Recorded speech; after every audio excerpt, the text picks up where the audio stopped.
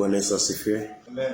Bwana Yesu asifiwe tena. Amen. So tunamshukuru Mungu kwa hii rehema na neema ambayo umetupatia, na zaidi ya yote huu ni msukumo ambao Mungu ametupatia kutoka kwa mandugu sehemu za Tanzania kuhusiana na hili somo, na naamini ni Mungu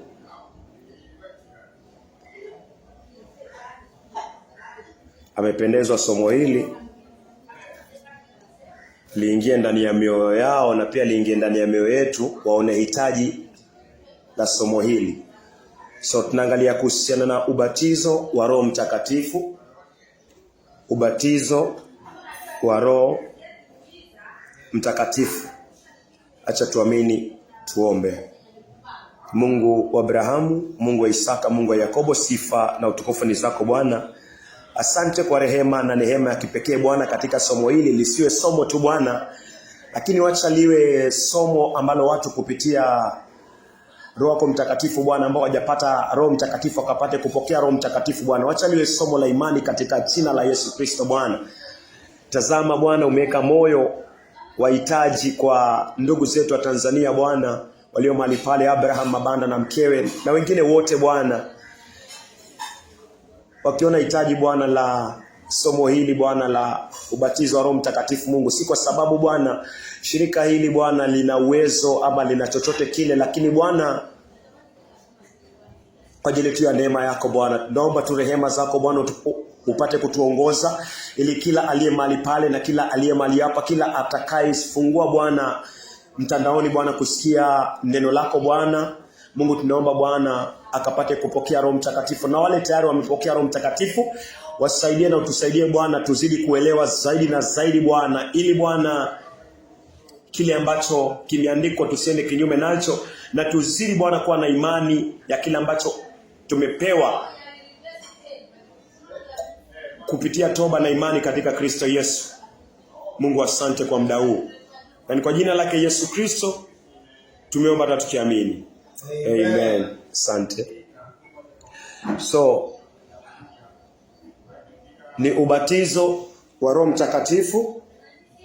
Kwanza kabisa yafaa mwanadamu aelewe, mimi naye yafaa tuelewe kwamba ubatizo kwanza ni nini. Inaanzia hapo. Ubatizo kwanza ni nini? Ubatizo inamaanisha kuzamishwa. Ubatizo inamaanisha kuzamishwa. Aidha kama ni kuzamishwa kwa maji mengi itaitwa ubatizo wa maji, kama ni kubatizwa kwa moto ama kuzamishwa katika ziwa la moto kama lile somo tuliloliangalia huko awali ya ubatizo wa moto, ambao ni mwanadamu ambaye hajaamini mjina Yesu Kristo, alafu jina lake alipatikani katika kitabu cha mwana-kondoo cha uzima cha Yesu Kristo, alafu Yesu anaamuru kwamba mtu huyu atupwe katika ziwa la moto. Kupitia amri ya Yesu Kristo aliyekaa katika kiti cha hukumu, mtu akitupwa katika lile ziwa ni sawa na anazamishwa katika lile ziwa, ni ubatizo huo. So tutaangalia pia ubatizo wa Roho Mtakatifu. Kwa ubatizo wa moto vile tumeelewa kwamba, na ubatizo wa maji kwamba ni kuzamishwa kwa maji, kiashiria kufa na kuzikwa na kufufuka pamoja na Yesu Kristo unapotolewa juu. Pia tukielewa sasa ubatizo wa Roho Mtakatifu, tutaelewa ni Roho Mtakatifu anazamishwa na Yesu Kristo ndani ya moyo wa mwanadamu. So mtaelewa kwamba yuko anayebatiza na Roho Mtakatifu, kama vile kulikuwa yule ambaye anabatiza kwa maji ambao ni Yohana, anakuzamisha kwa maji, ananizamisha kwa maji wakati huo, alafu anakuelewa juu, ananielewa juu. Sasa kuna ambaye anaitwa Yesu Kristo pia, ambaye kazi yake ni kutuzamisha, kutubatiza kwa Roho Mtakatifu. Inamaanisha Kristo amepewa mamlaka na Mungu ya kumzamisha Roho Mtakatifu ndani ya mioyo yetu. So natumai tumeelewa jina ubatizo inamaanisha kuzamishwa, na Roho Mtakatifu ni sehemu ya uhai ndani ya Mungu, ni ile sehemu ya uhai ndani ya Mungu, ama maandiko mengine yanaeleza the Spirit of God. Inamaanisha ile sehemu ya uhai, ile roho ya Mungu anayeka ndani ya mwanadamu, the living part, the living part ya Mungu, ile iko ndani yake, ile inafanya Mungu aitwe Mungu, ile inafanya Mungu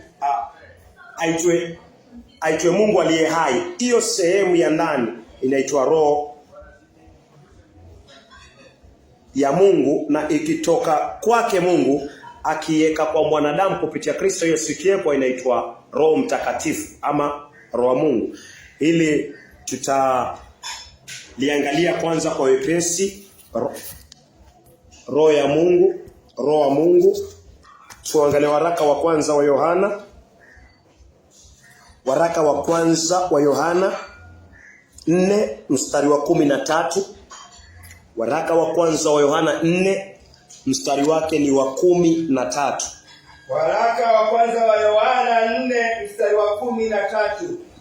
Tunajua kwamba twakaa ndani yake na yeye ndani yetu, kwa sababu ametupatia sisi sehemu ya roho wake.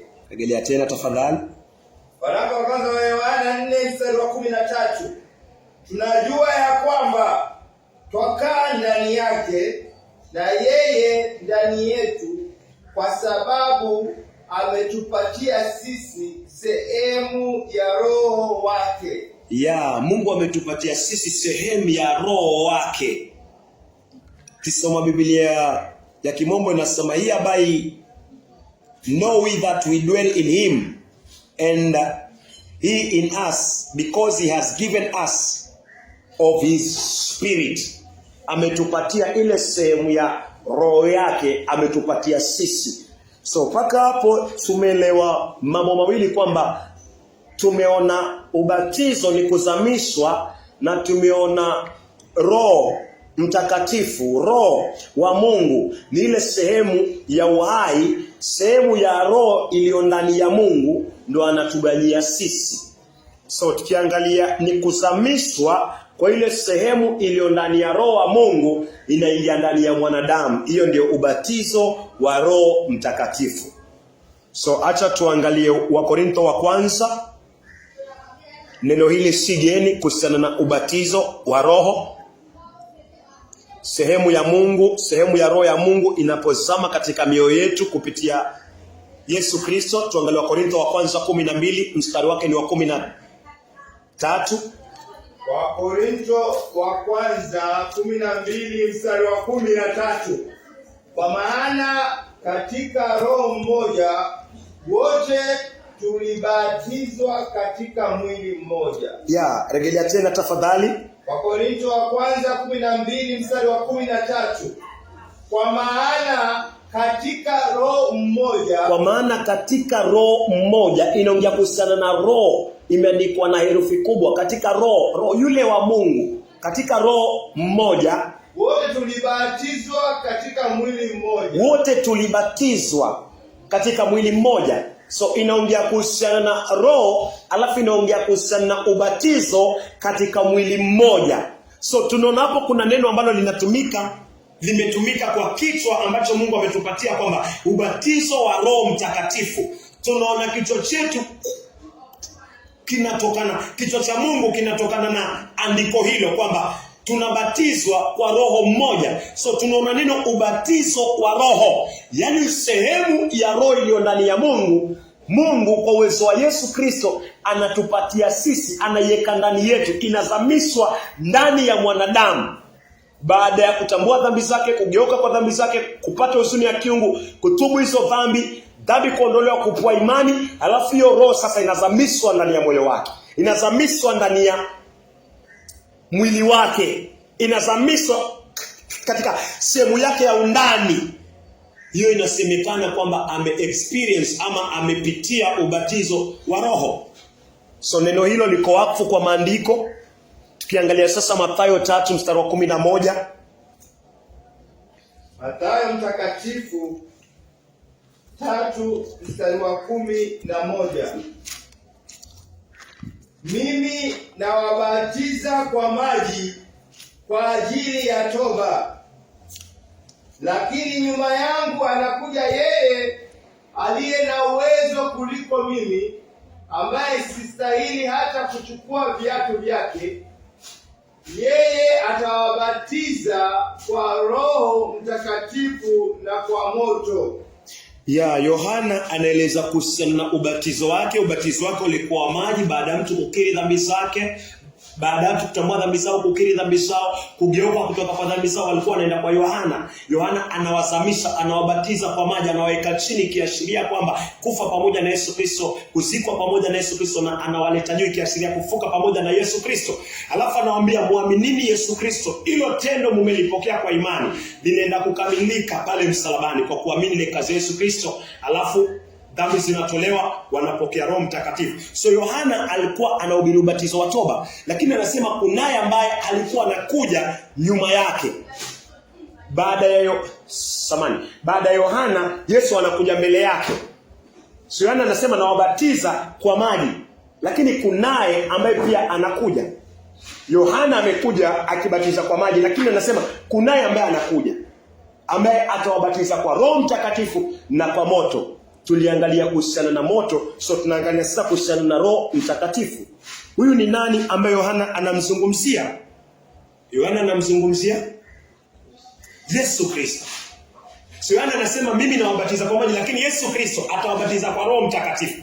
Ndio maana tumesoma katika Wakorintho wa kwanza 12 mstari wa 13 kwamba kuna ubatizo wa Roho. Tunabatizwa kwa mwili mmoja, na mwili mmoja ni huu mwili wa Yesu Kristo. So mpaka hapo tumetambua kwamba ni Yesu anayekuja kubatiza kwa Roho Mtakatifu. So tunaweza songa mbele, tuangalie mstari wa 13. Yohana Mtakatifu 3 mstari wa 13. Mathayo Mtakatifu 3 mstari wa 13. Kisha Yesu akaja kutoka Galilaya mpaka mto Yordani ili Yohana ambatize. 14. Lakini Yohana akajitahidi kumzuia akimwambia, mimi nahitaji kubatizwa na wewe, nawe waja kwangu nikubatize? 15. Lakini Yesu akamjibu, kubali hivi sasa, kwa maana ndivyo itupasavyo kwa njia hii kuitimiza haki yote. Hivyo Yohana akakubali. Endelea. 16. Naye Yesu alipokwisha kubatizwa, mara alipotoka ndani ya maji, ghafla mbingu zikamfungukia, akamuona Roho wa Mungu akishuka kama hua na kutulia juu yake. Mpaka hapo ni sawa. So tunaona Mathayo 3 mstari wa 11, Yohana anasema nawabatiza kwa maji, lakini Yesu anakuja kuwabatiza na Roho Mtakatifu. Alafu Yesu anaenda kwa Yohana mstari wa 13. Yesu anaenda kwa Yohana. Ni nini Yesu anatuonyesha hapa? Yesu anatuonyesha jinsi mimi na wewe tunapaswa tubatizwe kwa maji na pia tubatizwe kwa Roho Mtakatifu. Yesu ana demonstrate. Yesu anatuonyesha kwamba yeye anakubaliana na ubatizo wa maji. So Yesu anaenda kwa Yohana. Yesu anashuka, Yohana anambatiza Yesu Kristo, si kwa sababu Yesu ako na dhambi, lakini ili wakamilishe haki yote ya kupokea dhambi zetu na kwenda kuzimaliza. So Yesu anashuka, alafu anazamishwa ndani ya maji na Yohana, akieka kielelezo kwamba mwanadamu yote ambaye yuko katika ulimwengu huu katika imani ya ubatizo wa maji anafaa awe na room ndani ya hiyo, anafaa apate hiyo nyayo. Mstari wa 16, Yesu anapokea Roho Mtakatifu. Yesu anatuonyesha jinsi Mungu anavombatiza yeye na Roho Mtakatifu. Mungu anafungua mbingu, alafu sehemu ya Roho ndani ya Mungu inashuka kama ua, kama njiwa, inashuka inakuja kwa Yesu Kristo. Kuna kitu Yesu anatuonyesha. Yesu anatuonyesha kwamba huku kubatizwa kwa Roho Mtakatifu ni hivi. Yesu ametoka kwa maji. Yesu amesimama. Yesu akiwa anaendelea kuomba, Mungu anafungua mbingu. Alafu roho, sehemu ya roho iko kwa Mungu inashuka kama ua, inakuja kwa Yesu Kristo. So ni hivyo leo mtu wa Myahudi na mtu wa mataifa anaposikiza injili ya Yesu Kristo, anapoona dhambi zake, anapogeuka kutoka kwa zile dhambi, anapopata huzuni ya kiungu kwa ajili ya zile dhambi, anapojutia zile dhambi kwa uwezo wa Mungu, huyu mtu, zile dhambi zinaondolewa kwa kupewa imani na kuamini kazi ya Yesu Kristo, na Mungu vile vile anambatiza Yesu na Roho Mtakatifu. Mungu anafungua mbingu kiroho. Alafu Yesu sasa ashatukuka sasa. Yesu kazi yake ni kupeana Roho Mtakatifu. Yesu sasa anashusha Roho wa Mungu kwa huyu mtu. Vile vile kama njiwa alikuwa anakuja. Licha kwa tutamuona kama njiwa, lakini nielewe kwamba Roho wa Mungu anatoka mbinguni, anashuka paka kwa mwanadamu, na ni Yesu anaamrisha hiyo. So usipoteze hiyo picha. Usipoteze hiyo picha. Ni hivyo kuanzia mwanzo mpaka mwisho.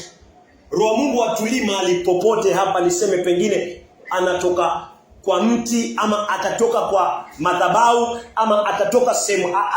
Roho wa Mungu yuko mbinguni. Na kwa sababu Yesu alikuwa hapa duniani, anaweka footsteps, anatupatia mwelekeo. Yaani yeye anatuonyesha vile haya mambo yote yanafanyika. Ndio anashuka kwa Yohana, anabatizwa kwa maji, akitoka kwa maji anasimama sasa, akiendelea kuomba. Mbingu inafunguka, ni hivyo. Alafu Mungu sasa yuko kwa kiti cha enzi.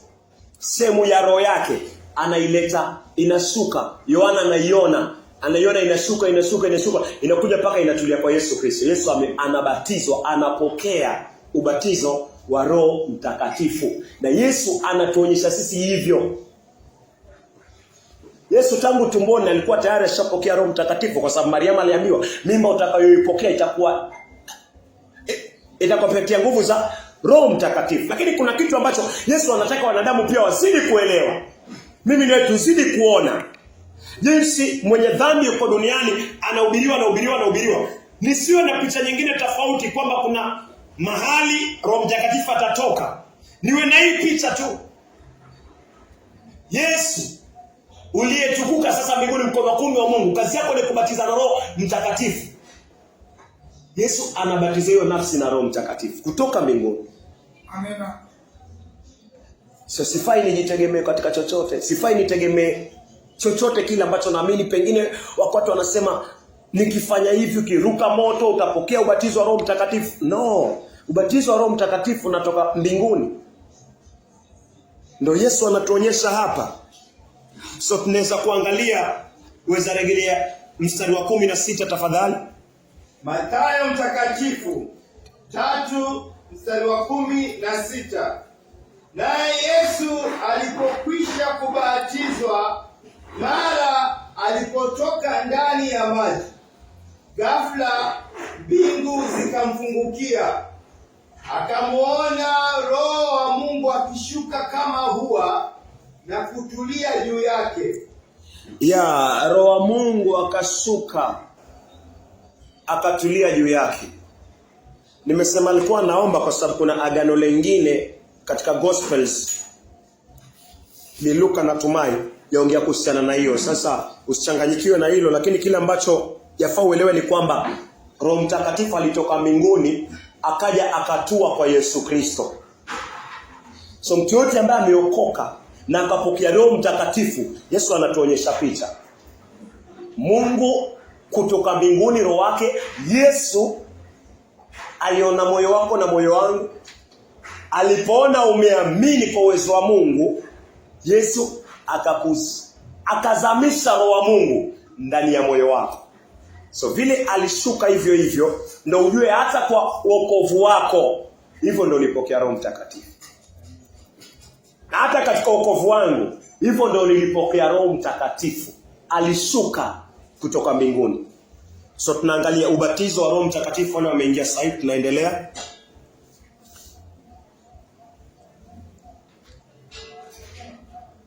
So paka hapo natumai umeelewa jinsi ulipokea Roho Mtakatifu. Ni Yesu Kristo akiwa mkono wa kuume wa Mungu. Kwa uwezo wa Mungu ulipojua dhambi zako, ulipopata usoni ya kiungu, ulipopata toba, ulipopata imani. Yesu kutoka mbinguni aliona moyo wako. Alafu akaachilia Roho wa Mungu. Akatoka mbinguni Roho wa Mungu akaingia paka kwa nafsi yako. Ikawa umebatizwa kwa Roho Mtakatifu. Hiyo ndio picha Mungu anataka uione na uielewe. So, tukiangalia mstari Yohana 14 mstari wa 16 na 17. Yohana Mtakatifu 14 mstari wa 16 hadi 17.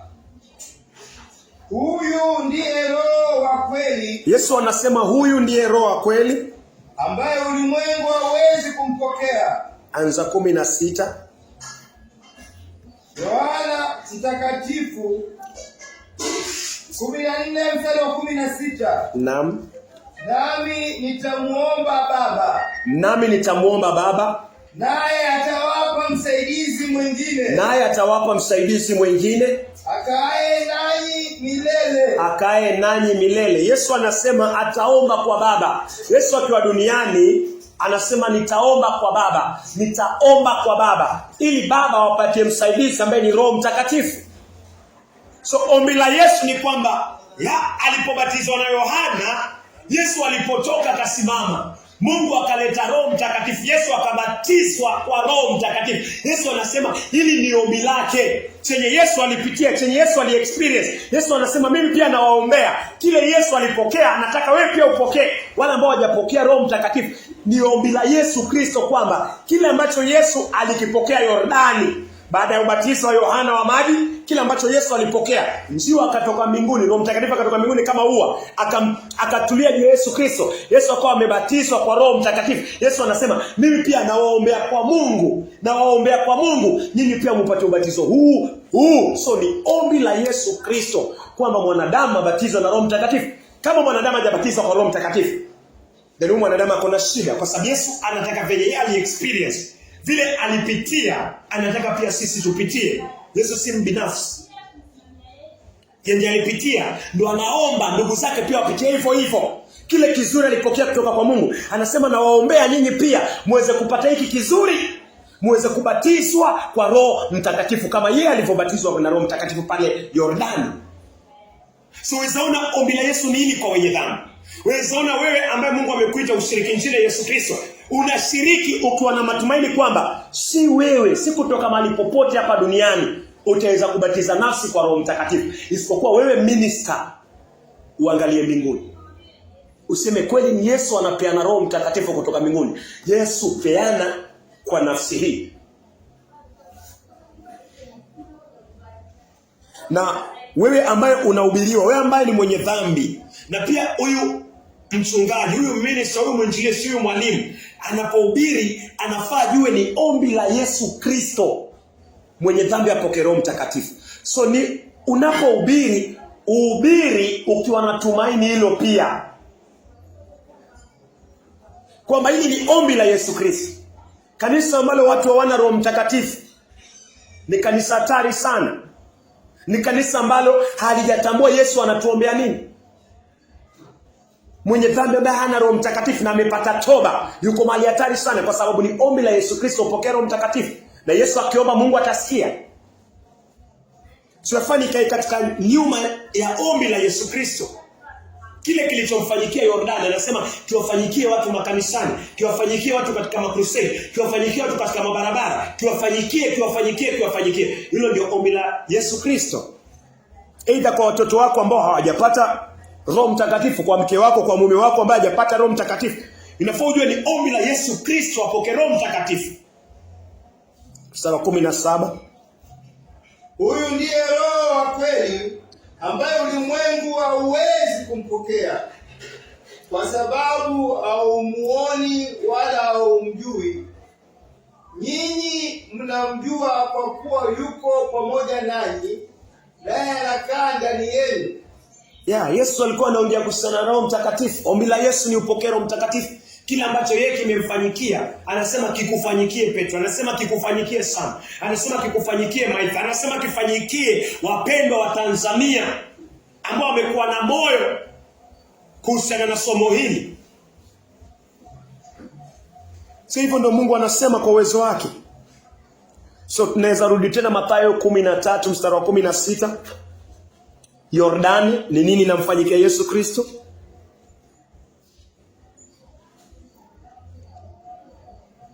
Mathayo Mtakatifu 3:15-16.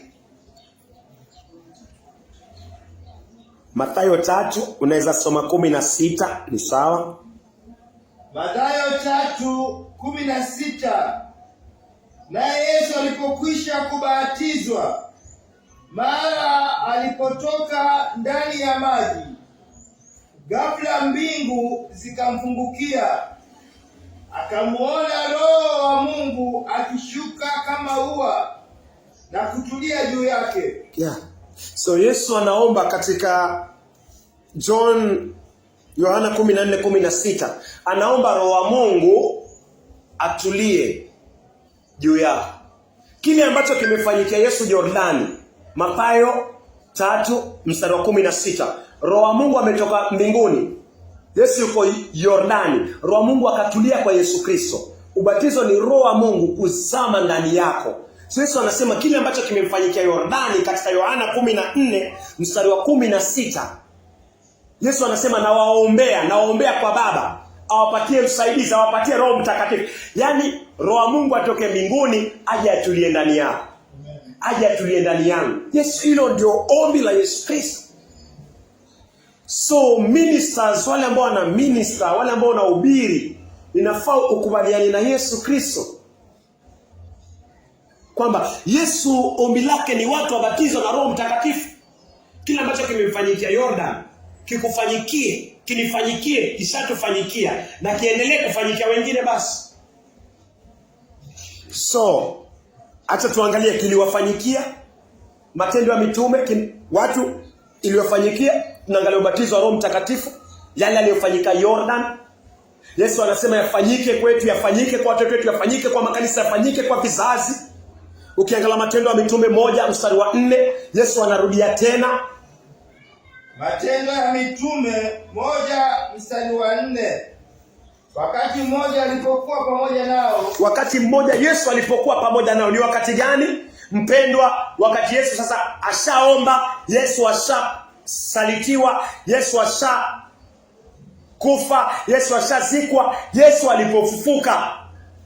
Yesu bado anarudi, anakumbuka ombi la Yesu Kristo ni wanadamu wabatizwe na Roho Mtakatifu. Baada ya Yesu kufufuka, Yesu anakutana nao. Baada ya kukaa nao siku 40, Yesu anawaambia haya pia. Naweza kuisoma sasa tafadhali? Matendo ya Mitume 1 mstari wa 4. Wakati mmoja alipokuwa pamoja nao, aliwapa amri hii: msitoke humu Yerusalemu, mpaka ingojeni ahadi ya Baba, ambayo mmenisikia nikisema habari zake. Yeah. Yesu anawaambia msitoke Yerusalemu mpaka ile ahadi ambayo Yesu aliombea kwamba wabatizwe na Roho Mtakatifu, mpaka iwafikie. Mstari wa 5. Yohana aliwabatiza kwa maji. Yesu anawaambia Yohana aliwabatiza kwa maji. Lakini baada ya siku hizi chache. Lakini baada ya siku, angalia hiyo laini. Yesu anawaambia baada ya siku chache. So moyo wa Mungu ni mwanadamu baada ya siku chache. Si tukae sana katika dhambi, tukae sana katika toba, tukae sana. Yesu anasema baada ya siku chache. Baada ya siku chache.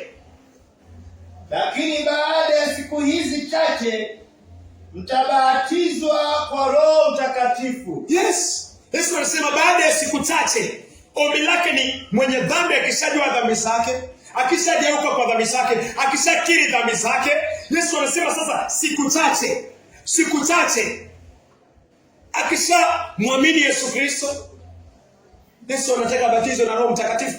Mitume tayari walikuwa shamwamini Yesu Kristo, lakini walikuwa bado hawajapokea Roho Mtakatifu. Yesu anamwambia naondoka, lakini siku chache. Hawaambii miezi, anawaambia siku chache. Na wapendwa, Yesu alikaa nao siku 40. Yesu alipoondoka ndio tunakutana katika Penta. Penta inamaanisha 5.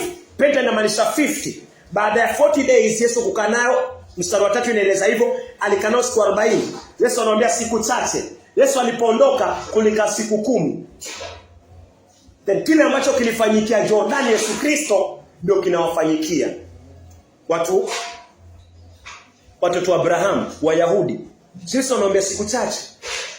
So unaposhiriki na mtu anapoona dhambi zake, nafua ina imani kwamba siku chache apokee Roho Mtakatifu. Tunaweza angalia kile kilichowafanyikia Matendo ya Mitume sasa 2 mstari wa 1. Matendo ya Mitume 2 mstari wa 1. Ilipowadia siku ya Pentekosti, walikuwa wote mahali pamoja. Mstari wa 2. Ghafla sauti kama mvumo mkubwa wa upepo uliotoka mbinguni ukaijaza nyumba yote waliokuwemo wameketi. Zikatokea ndimi kama za moto zilizogawanyika na kukaa juu ya kila mmoja wao. Wote wakajazwa na Roho Mtakatifu, wakaanza kunena kwa lugha nyingine kama Roho alivyowajalia. Yes. Kile ambacho Yesu alikuwa naomba, kile kilimtendekea Yesu Yordani. Roho Mtakatifu wa Mungu kushuka kwake kama ua. Yesu akabatizwa kwa Roho Mtakatifu. Yesu akasema na waombea. Yesu akafa, akazikwa, akafufuka siku ya 3, akakaa na mitume siku 40. Na katika hizo siku aliwaambia siku chache. Yaani Roho Mungu atatoka mbinguni na atazama ndani ya mioyo yenu. Hiyo ndio ubatizo wa Roho Mtakatifu.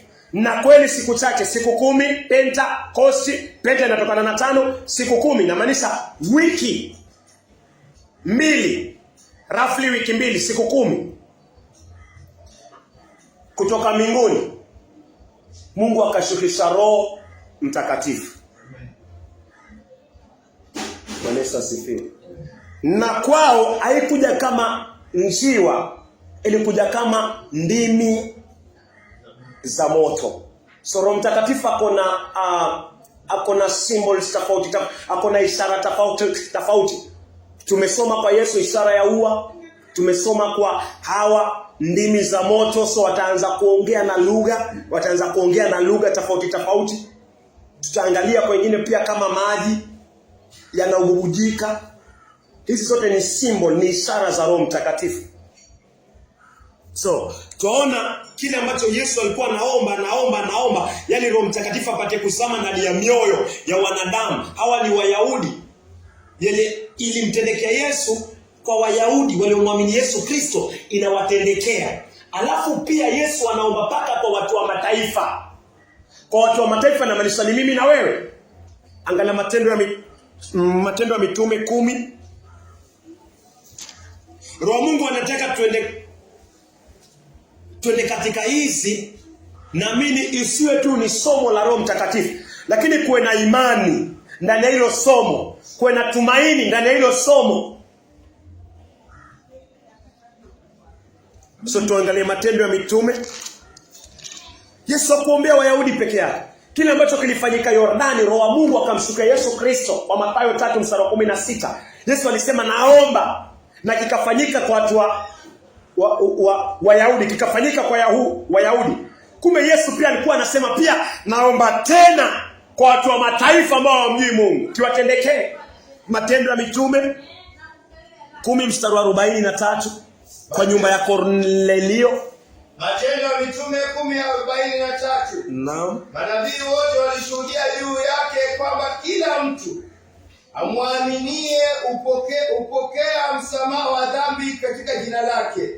Petro alikuwa anamhubiria Kornelio. Mungu alimtuma malaika wa Bwana kwa Kornelio, alafu malaika wa Bwana akamweleza Alafu Mungu akaenda kwa Petro akamwonyesha maono kwamba anafaa aende kwa watu wa mataifa, kwa sababu ombi la Yesu Kristo ni kwamba watu wa mataifa pia wapokee Roho Mtakatifu. Mungu akamwonyesha Petro maono. Petro akakubaliana ya kwanza, akakubaliana ya pili, akakubaliana ya tatu. Baada ya kidogo Petro akaongozwa kwa nyumba ya Kornelio, mtu wa mataifa. Alafu Petro akiendelea kuhubiri alifikia 43. Weza rejelea tena tafadhali. Matendo ya Mitume 10:43. Manabii wote walishuhudia juu yake. Manabii wote walishuhudia juu ya Yesu Kristo kwamba kila mtu amwaminie, kwamba kila mtu anayemwamini Yesu Kristo hupokea msamaha wa dhambi. Dhambi zake zinaondolewa kwa kumwamini Yesu. Dhambi inaondolewa katika jina lake, katika jina la Yesu Kristo. 44. Wakati Petro akiwa anasema maneno hayo, Petro akiwa anaendelea kuhubiri injili ya Yesu Kristo, Roho Mtakatifu aliwashukia wote waliokuwemo wakisikiliza ule ujumbe. Roho Mtakatifu aliwashukia wote ambao walikuwa wanasikia ule ujumbe. Roho wa Mungu alifanya nini? Alishuka katika mioyo yao. Vile Yesu alikuwa naomba pale, alikuwa naomba watu wapokee Roho Mtakatifu, nyumba ya Israeli ikapokea, na pia sasa nyumba ya watu wa mataifa ambao hawana ukoo na Abraham katika damu, Yesu pia aliwaombea. So Petro alipokuwa akiendelea kuhubiri injili ya Yesu Kristo, walipomwamini dhambi zao ziliondolewa kwa mioyo yao. Dhambi zao zilipoondolewa kwa mioyo yao, Roho Mtakatifu kutoka mbinguni, ambao ni kazi ya Yesu Kristo sasa kubatiza, kuzamisha Roho Mtakatifu katika mioyo ya wale ambao wamepata toba na wamemwamini Yesu Kristo. Yesu akashusha Roho Mtakatifu kutoka mbinguni. Roho Mtakatifu akaingia ndani ya mioyo yao. Alafu watu wa mataifa wakaanza kuongea na lugha, kama vile mitume walipokea Roho Mtakatifu waliongea na lugha, wakaanza kuongea na lugha.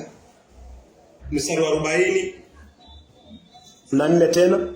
Wakati Petro akiwa anasema maneno hayo, wakati Petro alikuwa anasema maneno hayo, Roho Mtakatifu aliwashukia wote waliokuwa wanasikiliza ule ujumbe. Roho Mtakatifu aliwashukia. Huo ndio ubatizo wa Roho Mtakatifu. Yesu, mkono wa kuume wa Mungu, baada ya mwanadamu kutubu na kuamini injili na kuondolewa dhambi, Yesu anashusha chini, anashukisha Roho Mtakatifu, anamzamisha Roho wa Mungu ndani ya moyo wa huyo mtu aliyeamini. So hapo tunaona ubatizo wa Roho Mtakatifu umefanyika. Wakaanza kuongea na ndimi. Unaweza kusoma 45 na 46. Matendo ya Mitume 10:45 na kuteremka. Wale watohara walioamini waliokuwa wamekuja pamoja na Petro walishangaa kuona kuwa kipawa cha Roho Mtakatifu kimemwagwa juu ya watu wa mataifa. Yes. Walishangaa kuona Roho Mtakatifu amepewa watu wa mataifa, kuona Yesu Kristo anayebatiza na Roho Mtakatifu. Yesu ameachilia Roho Mtakatifu ndani ya Kornelio, watu wa mataifa na nyumba yao. Leo watu wa mataifa wako na ahadi, wako na tumaini ya kwamba yale ambayo yalimfanyikia Yesu akiwa Yordani, Roho wa Mungu kushuka kama ua kwa Yesu Kristo na kuzama ndani ya Yesu Kristo, Yesu kubatizwa na Roho Mtakatifu, ni ya Wayahudi peke yake? No. Ya Wayahudi pia, watu wa mataifa, watoto wetu, ndugu zetu, majirani yetu, kanisa la Bwana. Ndio maana inafanyika kwa Kornelio. Mstari wa 46. Kwa kuwa waliwasikia wakinena kwa lugha mpya na kumwadhimisha Mungu. Yes, waliwasikia wakiongea kwa lugha mpya, waliwasikia wakiongea kwa ndimi. Vile vile watu wa Wayahudi walipopokea Roho Mtakatifu, Wayahudi waliongea katika ndimi. Wayahudi waliongea katika ndimi, katika lugha tofauti. Waliongea katika lugha tofauti. Naona.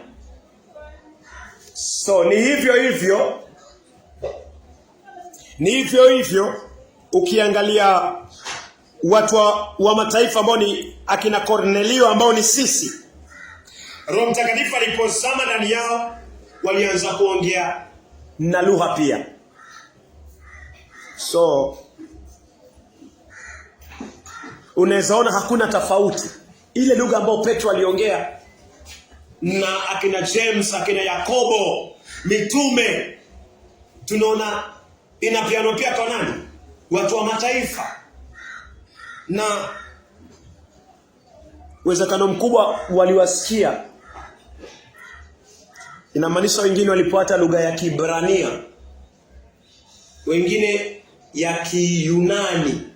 Wenda maneno wakiwasikia na maanisha wanajua kile kitu ambacho wanasema. Walikuwa wana mtukuza Mungu. Ina maana walipewa lugha zao, wakasikia watu wa mataifa wanaongea lugha ya Kiebrania, lugha ya Kigreek. Wakajua watu wamepokea Roho Mtakatifu. Ni ombi la Yesu Kristo. So kupokea Roho Mtakatifu mpaka hapo tumeona kwamba ni ombi la Yesu Kristo, na tumeona hilo ombi likitimia. Tumeona kupokea Roho Mtakatifu ni wakati Roho Mtakatifu kwa uwezo wa Mungu. Wakati umesikiza Injili ya Yesu Kristo, umepata toba, umegeuzwa kutoka kwa dhambi zako, umemwamini Yesu, umeondolewa dhambi, na Roho Mtakatifu anaikuwa ndani ya moyo. Hiyo ndio kubatizwa kwa Roho Mtakatifu. So ningependa tuangalie kuhusiana ni kwa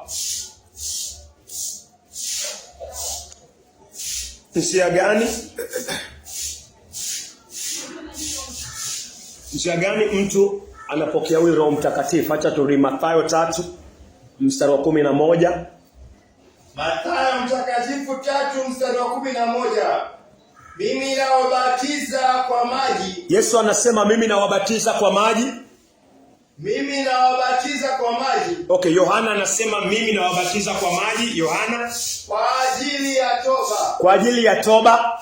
Lakini nyuma yangu anakuja yeye aliye na uwezo kuliko mimi. Lakini nyuma yake ambaye ni Yesu anakuja baada ya Yohana, mwenye uwezo kuliko yeye, aliye na uwezo kuliko mimi, ambaye si stahili hata kuchukua viatu vyake. Naam. Yeye atawabatiza kwa Roho Mtakatifu na kwa moto. Yesu atatubatiza kwa Roho Mtakatifu. So jukumu hilo Mungu amempatia Yesu Kristo sasa. Yesu kazi yake ni kutubatiza sisi kwa Roho Mtakatifu. So wakati hapa inafaa tu uelewe, yule ambaye anasikia kwa mtandao na sisi ambaye tuko hapa. Wakati watu wanaingia kanisani, alafu ama wako crusade, ama uko mahali popote pale, unasema sasa tuombe Mungu watu wabatizwe kwa Roho Mtakatifu. Ni crusade, pengine mmekutana mara ya kwanza, mnaanza kuomba, mnafanya mambo mingi, pokea. Kweli kuna uwezekano hilo mitume walilifanya, waliombea watu wakapokea Roho Mtakatifu. Lakini nafaa uelewe kwamba kabla mtu apokee Roho Mtakatifu, kwanza kabisa inafaa aone dhambi zake. Inafaa apate ufahamu wa makosa yake, dhambi aliyoirithi kutoka kwa Adam na dhambi alizozitenda kinyume na amri za Mungu. Kama hajaona hizi, hawezi kupata toba, hawezi kuamini dhambi ziondolewe na Roho Mtakatifu aikwendani. So kama mtu hajaona dhambi zake, hawezi kupokea Roho Mtakatifu. Na mitume hawakuwekea mtu yoyote tu mikono. Hawakuwekea mtu yoyote mikono. Walihubiri neno kwanza.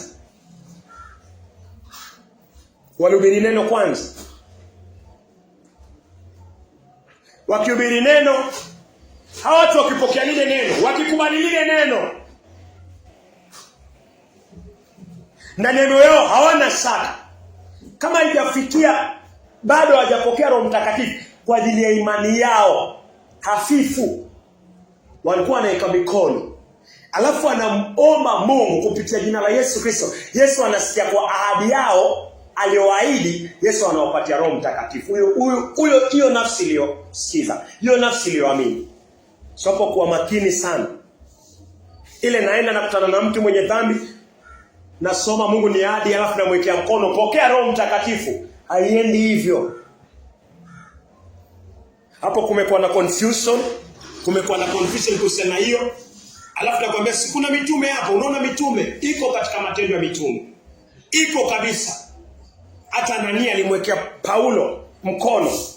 Lakini nafaa uelewe kwanza, Paulo alikutana na Yesu Kristo siku ya kwanza. Paulo akawa katika maombi na kufunga siku 3 akitubu dhambi zake na kukiri makosa yake mbele za Mungu.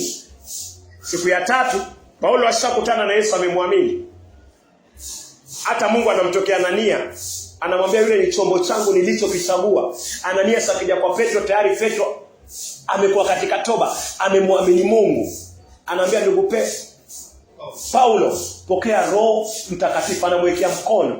Kweli magamba yanatoka mbinguni, anaanguka kwa macho yake, anaona. Anapokea Roho Mtakatifu, alafu anambatiza kwa maji. Lakini unaweza kuona ni mtu gani Anania anamwekea mkono akimwambia pokea Roho Mtakatifu. Inawezekana kuwekea mtu mkono apokee Roho Mtakatifu? Yes, inawezekana. Kwa sababu Yesu alituahidi vile aliahidi mitume. So mitume walikuwa na imani kiasi kwamba mtu akishajua dhambi zake, akishageuka kwa dhambi, akishazitubu, akishamwamini Yesu, walikuwa na imani kwamba Yesu aliwaahidi atawapatia Roho Mtakatifu, na wakiweka mikono kwa watu ambao wamemwamini Yesu Kristo wanapokea Roho Mtakatifu. Yesu mbinguni anabatiza hiyo nafsi na Roho Mtakatifu. So hii ni mojawapo ya confusion ambayo imekuwa. Usiruke, nataka nipokee Roho Mtakatifu na ruka. Hapana. Tambua dhambi zako. Sikiri dhambi zako. Mwamini Yesu. Dhambi itaondolewa, atakubatiza, ataweka Roho Mtakatifu kwa moyo wako. Hiyo ndio protocol. Na Mungu akikuongoza kweli, akiwa amekupatia imani kweli ya nafsi ambayo imefikia kama vile mitume, ni ya kibibilia, inawezekana mtu kuwekewa mikono na kuomba kwa Yesu aibatize hiyo nafsi kwa Roho Mtakatifu. Amen. So hapo kusiwe na confusion. Hiyo nafsi lazima ielewe dhambi zake, lazima ielewe imevunja amri za Mungu, lazima kuwe na huzuni ya kiungu, lazima kuwe na kujutia. Nafsi inajutia. Si nafsi wanacheza hawajui dhambi zao, alafu ibada inaingia ibada ya kupokea Roho Mtakatifu, alafu ni kupokea tu Roho Mtakatifu. Hakuna changes zozote, hakuna huzuni yoyote, hakuna kutambua dhambi zozote zile. So hilo ni muhimu tulijue. Pia baada ya huzuni ya kiungu, nafsi inafaa iwe imetubu. Kutubu ni kugeuka kutoka kwa dhambi, kugeuka kutoka kwa maovu. Hii nafsi sasa iko tayari kupokea imani ya kuamini na kupokea Roho Mtakatifu. Alafu nafsi hiyo baada ya kutubu inapoa imani ya Kristo. Imani ya Kristo, Wagalatia 2:16. Imani ya Kristo. Baada ya kupoa imani ya Kristo, dhambi zinaondolewa. Alafu Roho Mtakatifu anaikuwa ndani ya huo moyo. Huyo mtu anakuwa amepokea Roho Mtakatifu. So acha tuangalie jinsi tunapopokea Roho Mtakatifu. Tumeona Yesu ndo anabatiza na Roho Mtakatifu, na tumeona ni nafsi gani iko tayari kubatizwa na Roho Mtakatifu. Sasa tuangalie jinsi mwanadamu anapompokea Roho Mtakatifu. Tuangalie Yohana 7 mstari wa 37 mpaka 39. Yohana Mtakatifu 7 mstari wa 37 hadi 39. Siku ile ya mwisho ya sikukuu, siku ile kuu, wakati Yesu akiwa amesimama huko, akapaza sauti yake akasema, kama mtu yeyote anaona kiu na aje kwangu anywe. 38. Yeyote aniaminie mimi, kama maandiko yasemavyo, vijito vya maji vya uzima vitatiririka ndani mwake. Yesu aliposema haya alimaanisha Roho Mtakatifu ambaye wote waliomwamini wangempokea. Yeah. Kwani mpaka wakati huo Roho alikuwa hajatolewa, kwa kuwa Yesu alikuwa bado hajatukuzwa. Imeisha? Sawa sawa, asante. Unaona? Waweza rejelea 38. Mathayo, Yohana Mtakatifu 7:38, yeyote aniaminie mimi, kama maandiko yasemavyo, vijito vya maji vya uzima vitatiririka ndani mwake. Endelea.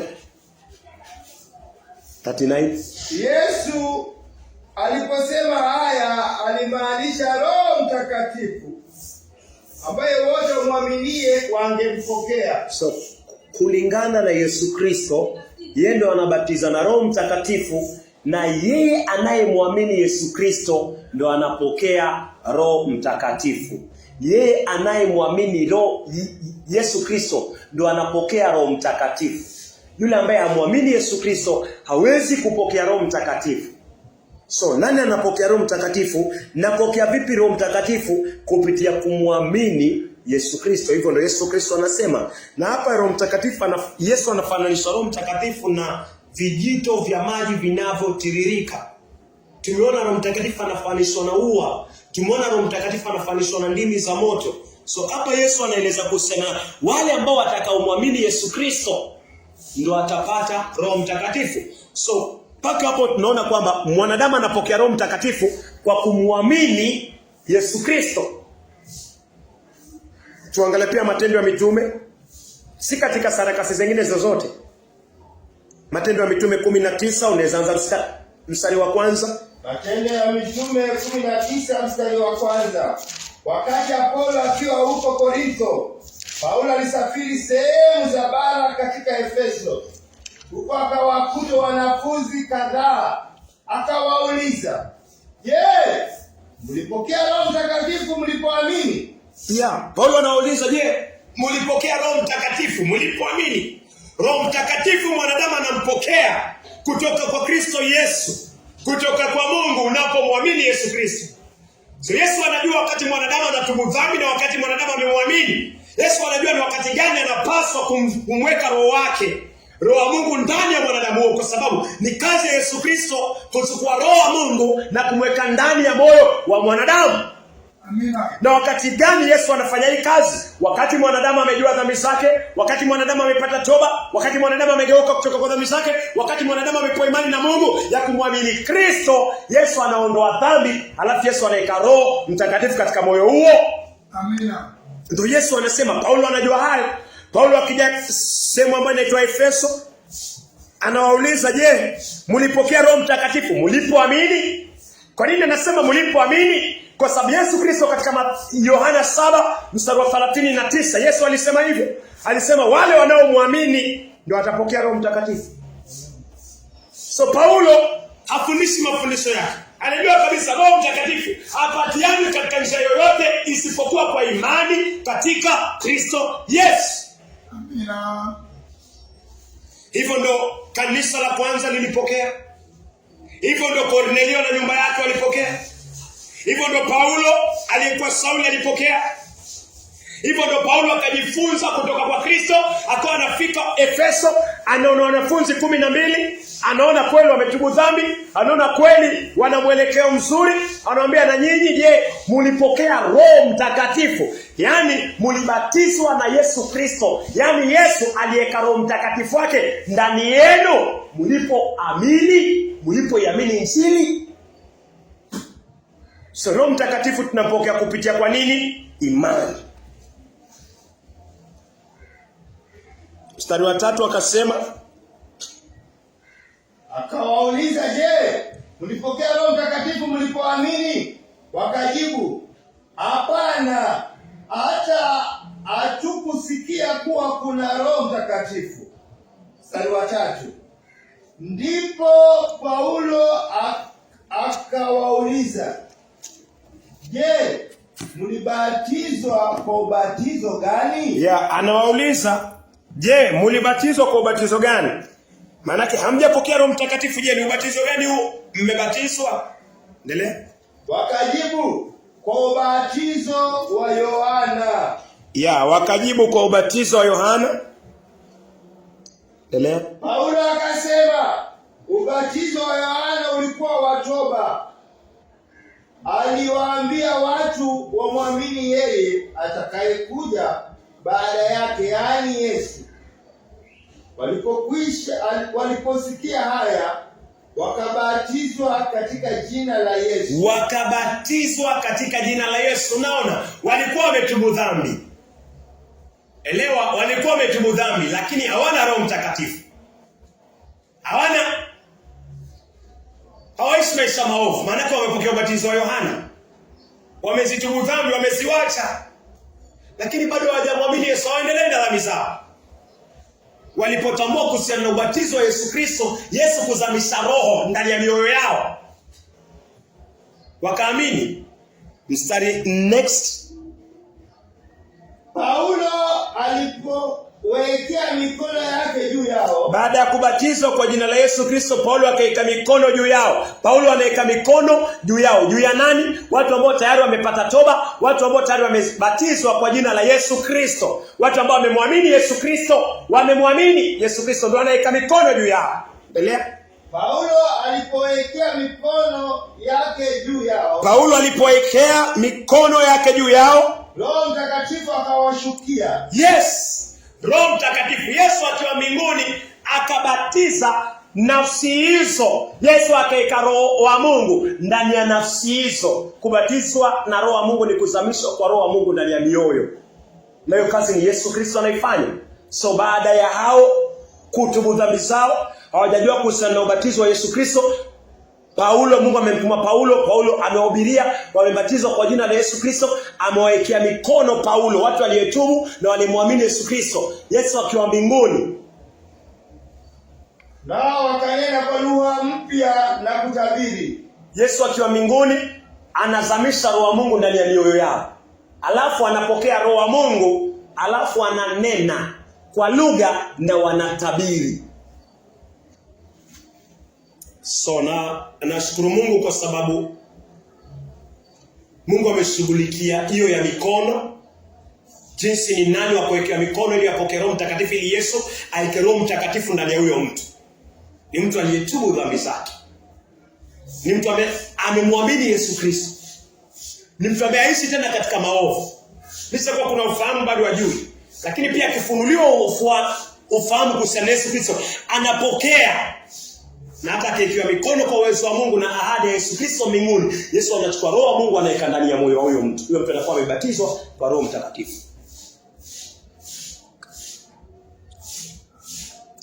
So natumai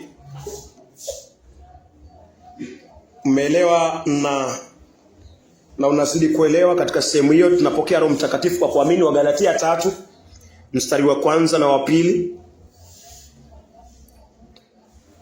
Wagalatia 3 mstari wa 1 na wa 2. Nanyi Wagalatia wajinga. Nanyi Wagalatia wajinga. Ni nani aliyewaroga? Ni nani aliyewaroga? Yesu Kristo aliwekwa wazi mbele yenu. Yesu Kristo aliwekwa wazi mbele yenu kwamba amesulubiwa. Kwamba amesulubiwa. 2. Nataka nijifunze neno moja kutoka kwenu. Nataka nijifunze neno moja kutoka kwenu. Je, mulipokea Roho wa Mungu kwa kushika sheria? Mulipokea Roho wa Mungu kwa kushika sheria? Au kwa kuyaamini yale mlioyasikia? Au kwa kuyaamini yale mlioyasikia?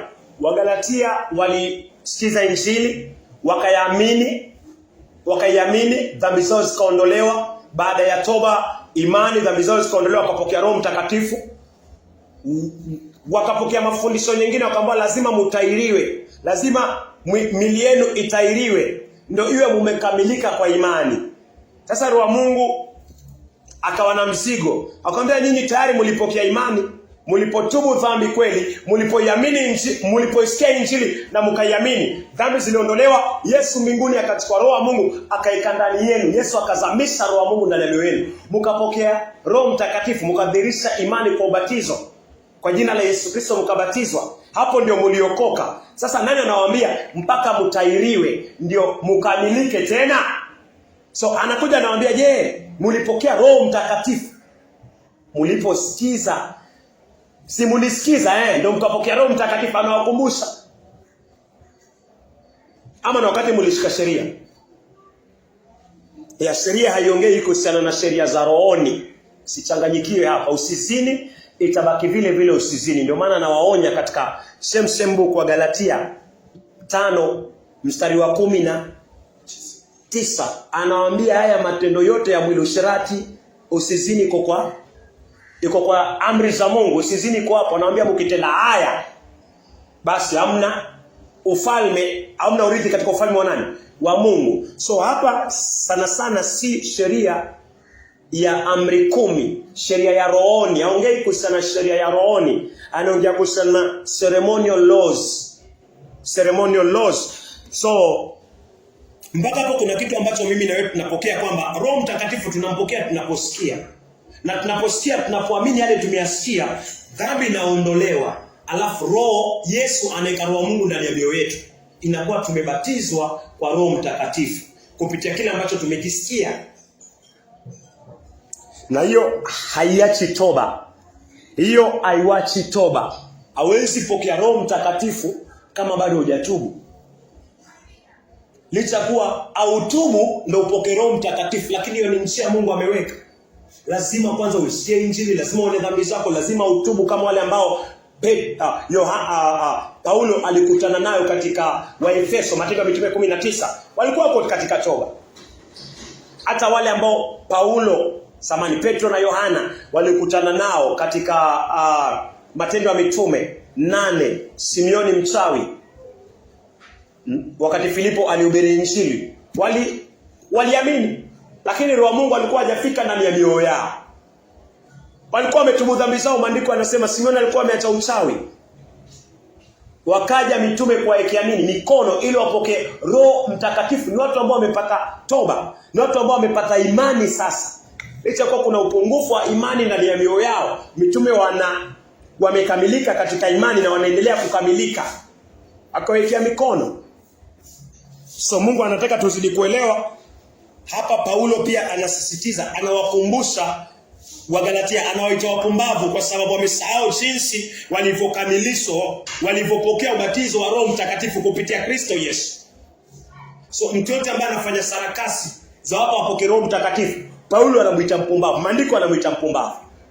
Fanya hivi sarakasi, ukitaka kupokea riba pokea. Paulo anasema mpumbavu. Kuna njia ambayo Mungu ameiweka tu smoothly ya mtu kupokea Roho Mtakatifu. So Paulo akiona makrusade, akiona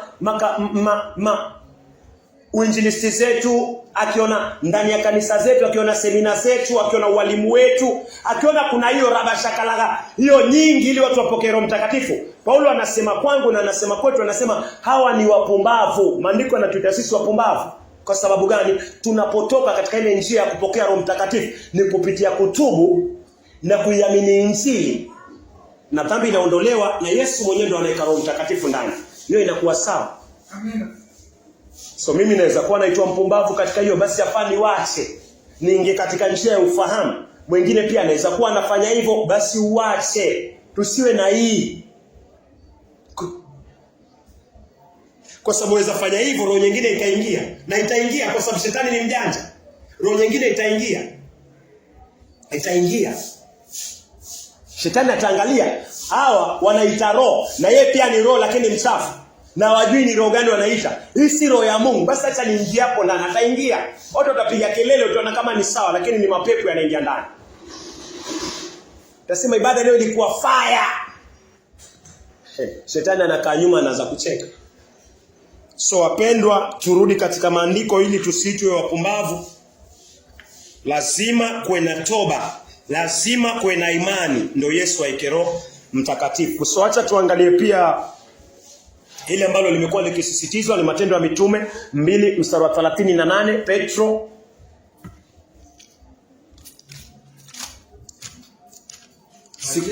Matendo ya Mitume 2 mstari wa 38. Yeah. Siku ya Pentekosti. Matendo ya Mitume 2 mstari wa 38. Anza 36 tafadhali. Matendo ya Mitume 2 kuanzia 36.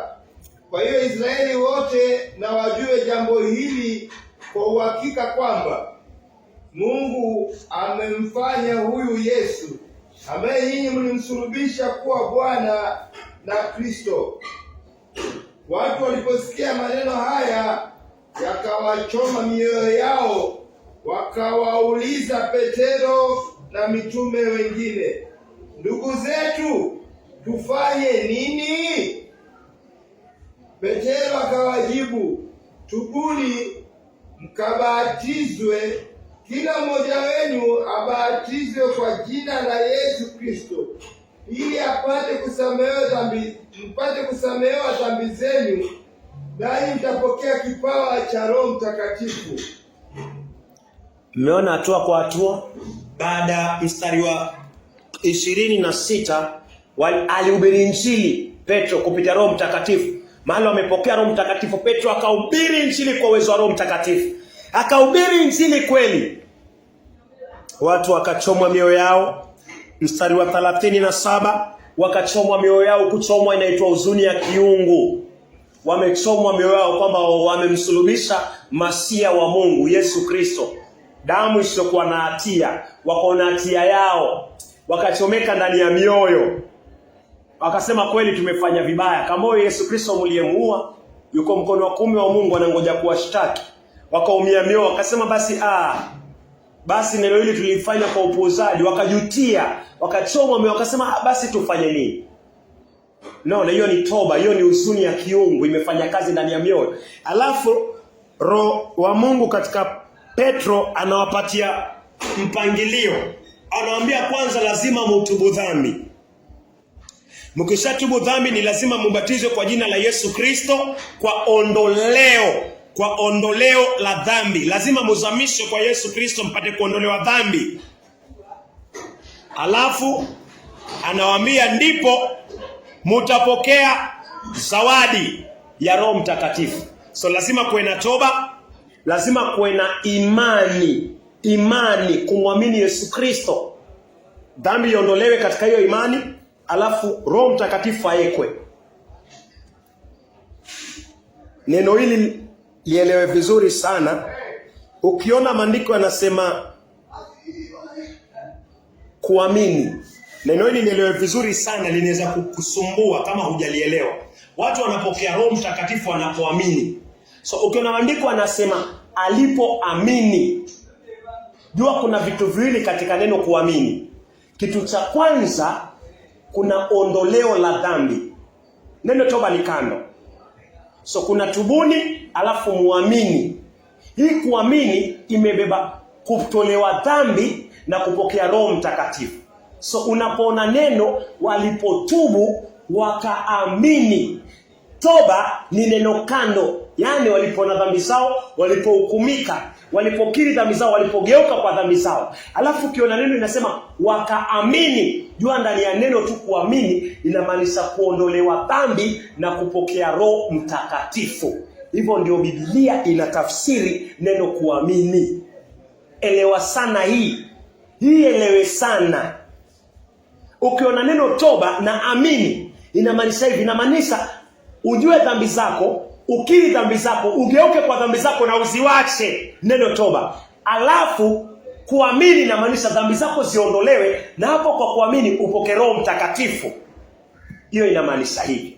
So kwa Yesu anasema lazima utubu na uamini Injili. Yesu anamaanisha lazima ugeuke kwa dhambi zako, lazima upoke msamaha wa dhambi, na lazima ubatizwe na Roho Mtakatifu. Hiyo ndio neno kuamini.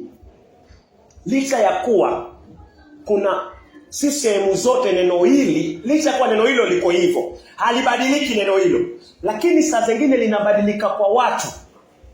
Kama Simeoni mchawi na wengine, maandiko yanasema walisikia na wakaamini, wakakubaliana lile neno, wakaamini lile neno, lakini bado wakabaki wanahitaji Roho Mtakatifu. Wakiwekewa mikono bado wamefanya nini? Wameamini, lakini imani yao ni dhaifu. So inagharimu imani ya mitume kumuomba Yesu aeke Roho Mtakatifu ndani yao. Yesu anaeka, lakini haiachi kusema kwamba hawajaamini. So lazima utubu clear na lazima uamini. So ukiona maandiko, ukikutana na neno akaamini, jua vitu viwili iko ndani ya hiyo neno moja. Iko na ondoleo la dhambi na iko na kupokea Roho Mtakatifu. Ningependa tuangalie hili. Waona kwa maneno ya Petro. Kwa maneno ya Petro anasema tubuni, alafu anasema mkabatizwe kwa jina la Yesu Kristo, mpokee ondoleo la dhambi na mbatizwe kwa Roho Mtakatifu. Weza toka tu hapo tafadhali, alafu tarejea. Angalia Matendo ya Mitume 10.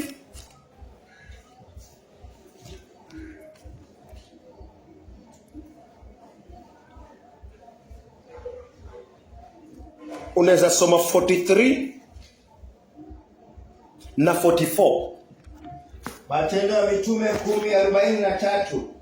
Nabii wote walishuhudia juu yake. Nabii wote walishuhudia juu yake kwamba kila mtu amwaminie upokea msamaha wa dhambi. Kwamba kila mtu anayemwamini Yesu Kristo anapokea kitu inaitwa msamaha wa dhambi. So ndani ya kuamini tunapokea nini cha kwanza? Msamaha wa dhambi. Petro alipokuwa akiendelea kuongea, si eti siku nyingine, akiendelea kuongea, wameamini akina Kornelio, dhambi zao imeondolewa. Petro akiendelea kuongea neno lingine, tayari Roho Mtakatifu amekuwa ndani ya mioyo yao. Endelea. So paka hapo Kornelio amepokea ondoleo la dhambi. Ndiyo, 43 ameondolewa dhambi kwa kuamini. 44. Wakati Petro akiwa anasema maneno hayo, Roho Mtakatifu aliwashukia wote waliokuwa wanasikiliza ujumbe ule. Yes. Uone venye inafanyika haraka. Unapomwamini Yesu Kristo, dhambi inaondolewa, Roho Mtakatifu anaiko. Petro alipokuwa akiendelea kusema yale maneno, hajamaliza, anaendelea kuhubiri. Kila mtu anayemwamini Yesu, dhambi inaondolewa, alafu Roho Mtakatifu anaikuwa ndani ya moyo wake. So unapokutana na neno kuamini, jua imebeba vitu viwili. Imebeba kuondolewa dhambi na imebeba kubatizwa na Roho Mtakatifu. Yaani Yesu kuweka Roho wa Mungu ndani yako. So paka hapo natumai mimi na wewe tumeelewa. Tukiona Yesu anasema tubu, tukiona Petro anasema tubu, alafu muamini, anamaanisha geuka kwa njia zenu mbaya, tubuni mienendo yenu mibaya, alafu mpokee msamaha wa dhambi na Roho Mtakatifu. Yaani Yesu awabatize kwa Roho wa Mungu. So acha turudi tena Matendo ya Mitume 3 mstari wa 38. Samani 2. Matendo ya Mitume 2 mstari wa 38. Naam. Petro akawajibu, tubuni mkabatizwe kila mmoja wenu abatizwe kwa jina la Yesu Kristo ili mpate kusamehewa dhambi zenu, nanyi mtapokea kipawa cha Roho Mtakatifu.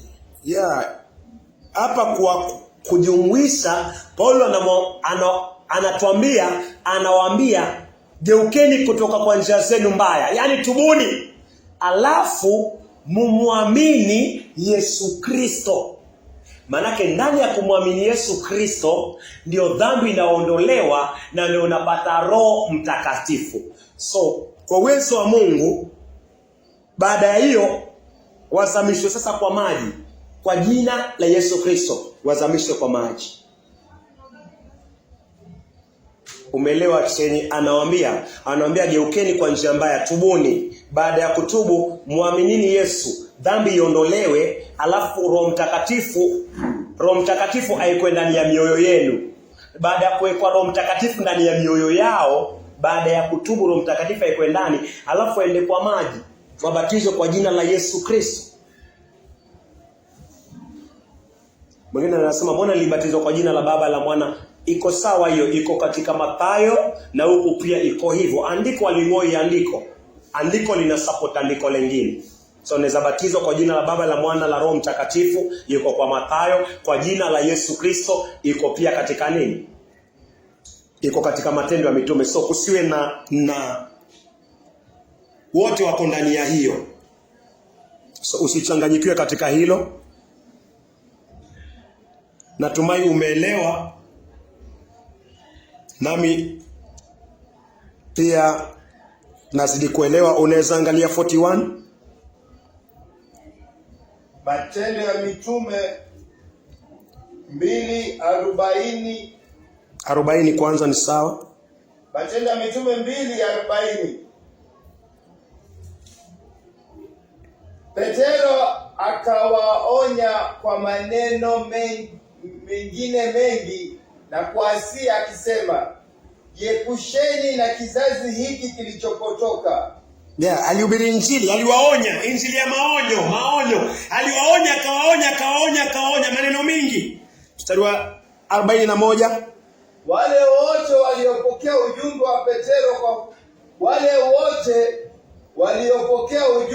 wa Petero kwa furaha wakabatizwa, na siku ile waliongezeka watu wapatao 3,000. Wale watu waliosikiza wakakubaliana, wakaamini ujumbe wa Petro, Injili iliyohubiriwa kupitia Roho Mtakatifu, hao ndio walibatizwa na hao ndio walipokea Roho Mtakatifu. So wezaona hakuna shagarabagara ama chochote kwamba ibada ya kupokea Roho Mtakatifu alafu watu wamekuja, hii ni ibada ya kupokea Roho Mtakatifu, umekuja vile ulivyo, alafu receive, maji yanamwagwa, vitambara vinarushwa, watu wanakimbia huku na hiyo ni confusion. Paulo anaita upumbavu, anaita ujinga. Paulo anasema huu ni ujinga. Hata Yesu anasema huu ni ujinga. Mimi siweze ka roho wangu Mtakatifu katika ujinga huo. Yesu anasema no, si hivyo. So nisiende katika hiyo. Ndio maana Roho wa Mungu yuko katika utaratibu na umakinifu kwangu na kwako, ili tupate kuelewa, ili tusijipate katika hizo sarakasi za ujinga ambao watu wengi wamekuwa nazo. So isaona Petro alipeana maonyo, na wale waliosikia, walioamini, wakakubaliana na Injili na wakapokea Roho Mtakatifu. Unaweza soma Matendo ya Mitume 3 mstari wa 19. Matendo ya Mitume 3 mstari wa 19. Tubuni basi mkamgeukie Mungu ili dhambi zenu zifutwe, ili zipate kuja nyakati za kuburudishwa kwa kuwepo kwake Bwana.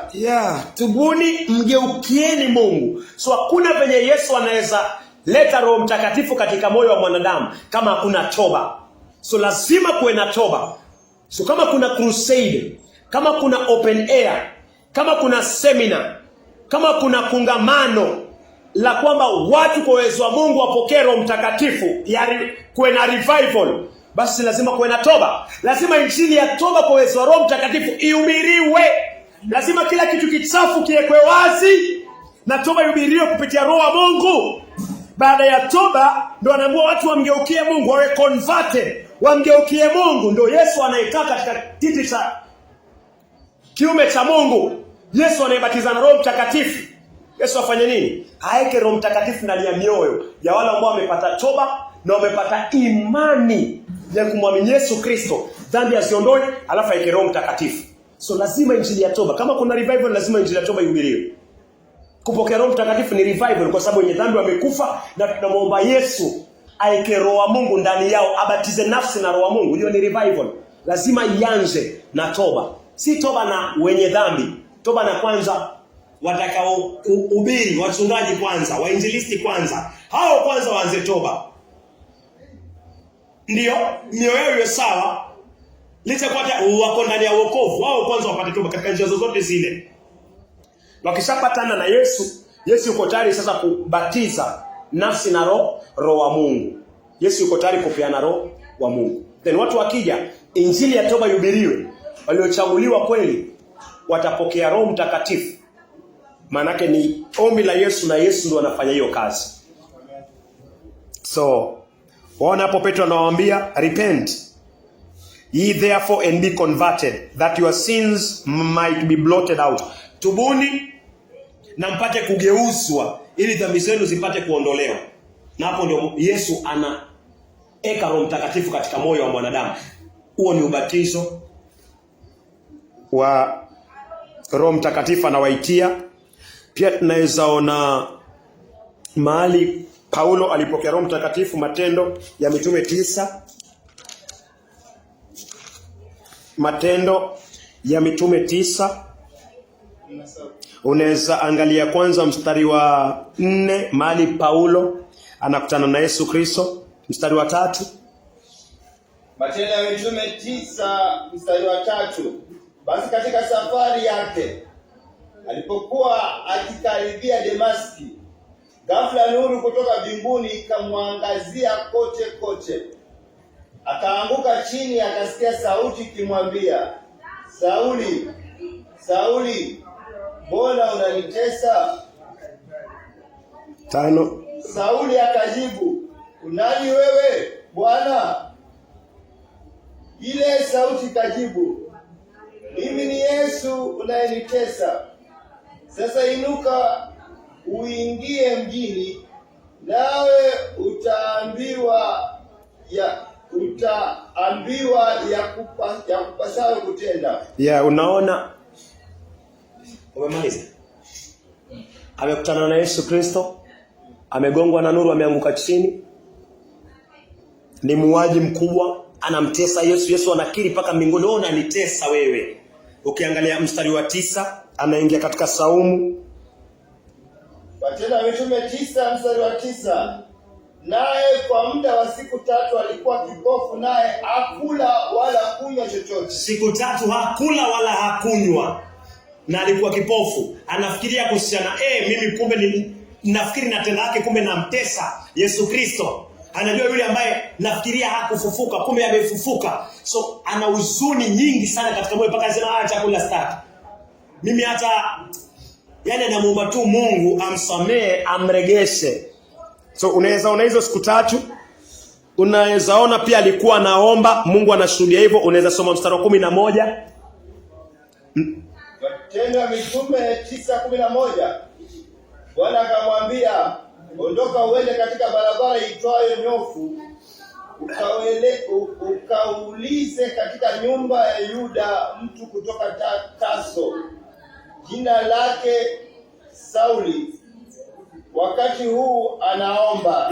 Wakati alikuwa anaomba. Sasa ni maombi gani? Maombi ya siku 3 bila chakula. Maombi gani? Ni maombi gani anaomba? Maombi ambayo alikuwa anafikiri anatenda haki, kumbe alikuwa anatenda maovu, alikuwa anaua damu na mwaga. Ni maombi ya kumlilia Yesu, Yesu nisamehe. Yesu kumbe ndiye. Nimeyasikia yote, nimekuwa nikiyapuzia, kumbe ndiye.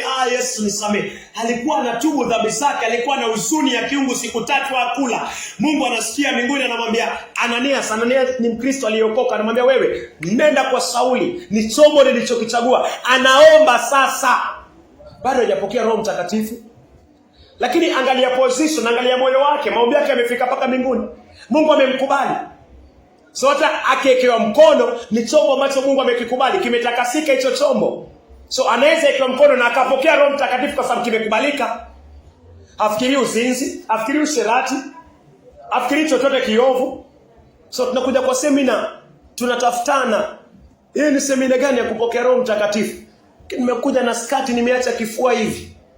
Niko na mawazo mengine, na mwingine yuko na mawazo mengine, na tumekuja semina ya kupokea Roho Mtakatifu. Yesu anaona, anasema huu ni ujinga. Alafu watumishi, pokea handkerchief, pokea maji, kelele. Paulo anasema ujinga huu. Kwa nini? Mtu anayepokea Roho Mtakatifu ni huyu ambaye yuko hapa katika Matendo ya Mitume 9. Angalia moyo wake. Anahuzunika, analia, aoni, amepokonya macho. Anasema Mungu sina macho sahihi. Yesu nihurumie, niregeshe macho yangu, nisaidie. Macho hana, kipofu. So analia, kweli nilizaliwa na macho lakini sasa sina. Kwa nini nilifanya hivi? Kwa nini sikusikia Yesu nipatie nafasi nyingine? Yesu nihurumie. Vile kama maisha ya Samsoni. Kwa Samsoni alikuwa ameonja Roho Mtakatifu, lakini huyu ni tofauti. Lakini kuna kitu kinaoana hapa. Kilio ni kimoja. Vile Samsoni alikuwa analia, kuna uwezekano mkubwa huyu pia analia hivyo. Anajutia. Mungu akiangalia moyo, Yesu akiangalia moyo, anasema moyo uko tayari. Umepata huzuni ya kiungu, umepata kuniamini, umegeuka kwa njia, unahuzunika. Yesu anasema niko tayari, sasa niko tayari kumimina Roho Mtakatifu katika moyo huo. Na lazima kuwa na hiyo hali ya moyo. Naweza angalia mstari wa 17 sasa. Matendo ya Mitume 9 mstari wa 17. Kisha Anania akaingia mle nyumbani. akaweka mikono yake juu ya Sauli akasema. Anania akaingia akaweka mikono yake juu ya Sauli akasema, ndugu Sauli, Bwana Yesu aliyekutokea njiani amenituma kwako ili upate kuona tena. Bwana Yesu aliyekutokea wewe uko Damaski njiani amenituma ili upate kuona tena. Unaona, alikuwa anaomba pia macho yake yaregeshwe. Anaomba upate kuona tena. Alafu na ujazwe na Roho Mtakatifu. Na ujazwe na Roho Mtakatifu. Hivyo ndo maandiko yanasema.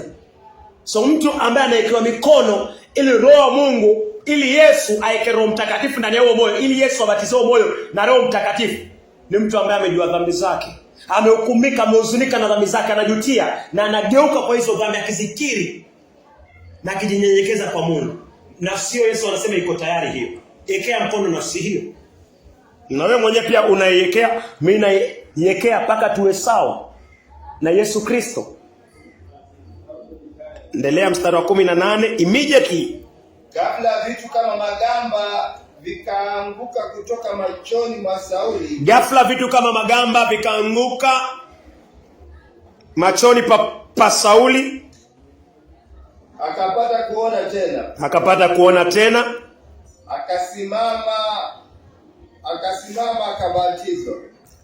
Akasimama akabatizwa. Ni wakati gani alipelekwa kwa maji?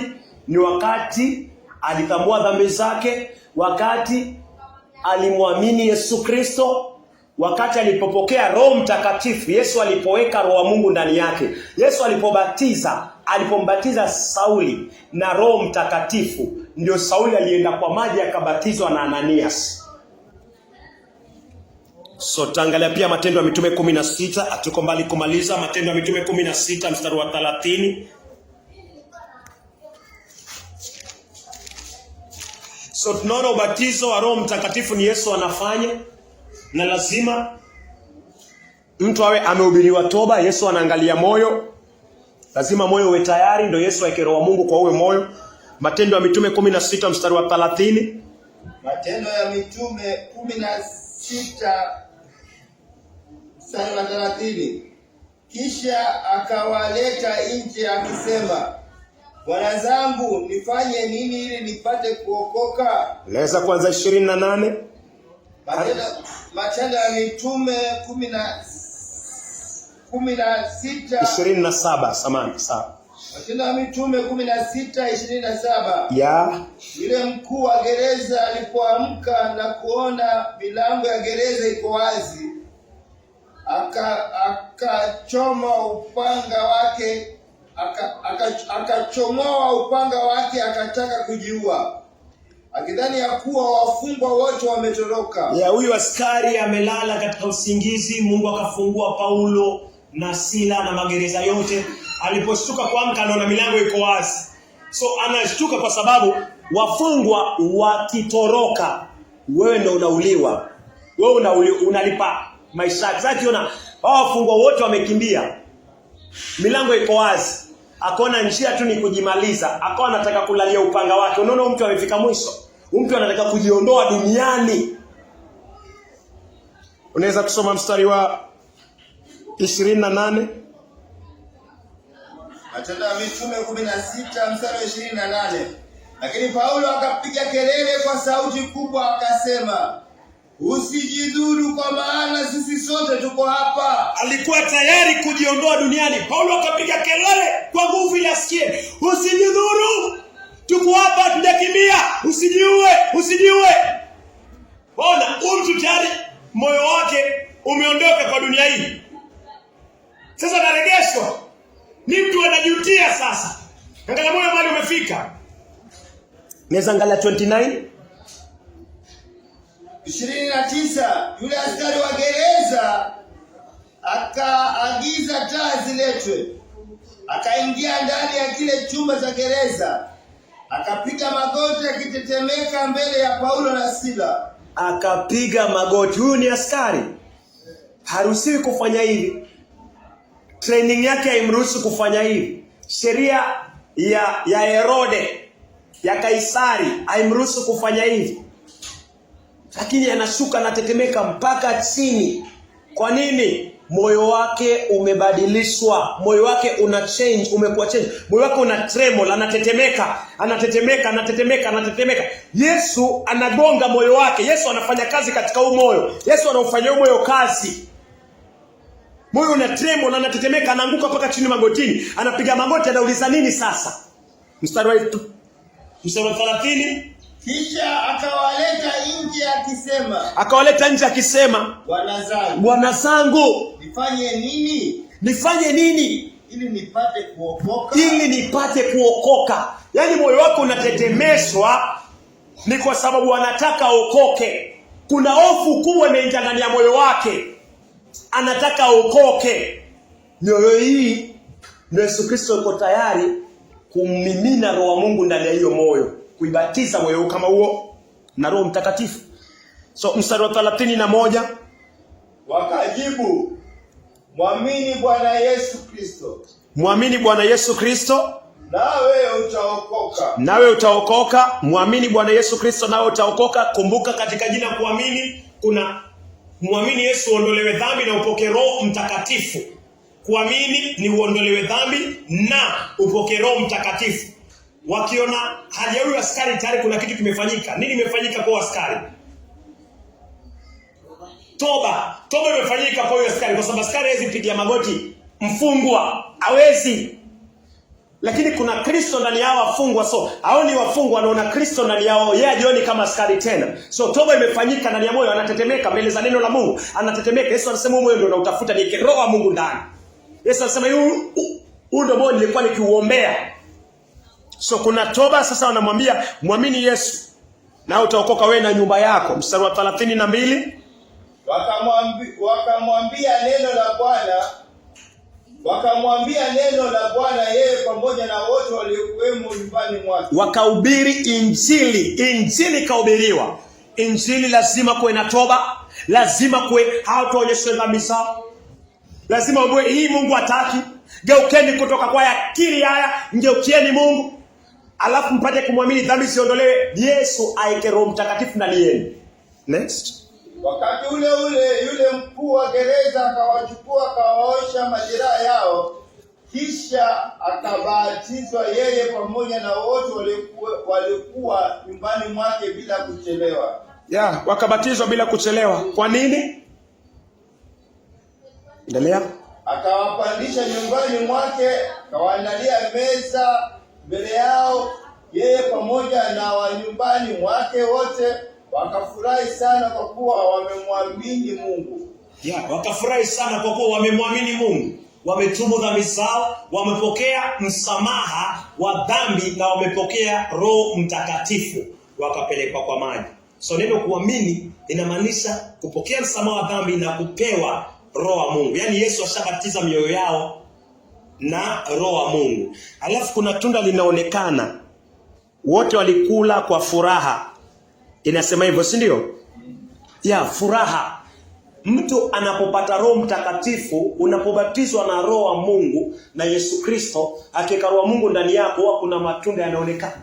Ni tunda gani litaonekana kwamba huyu amepokea Roho Mtakatifu? Tunda moja wapo ni furaha.